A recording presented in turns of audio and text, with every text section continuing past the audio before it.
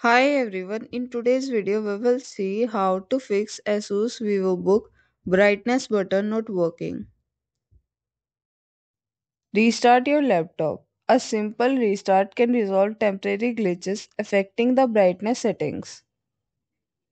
Check the battery saver settings. Ensure that the battery saver is not enabled as it can automatically reduce the brightness to conserve the power.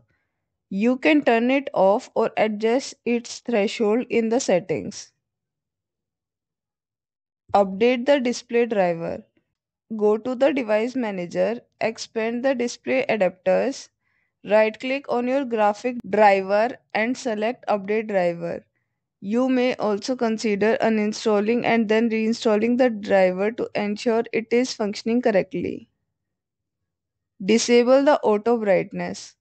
Open the Windows settings, navigate to the system, then display. Uncheck the option for change brightness automatically if it is enabled. Thank you for watching. Like this video and subscribe to our channel.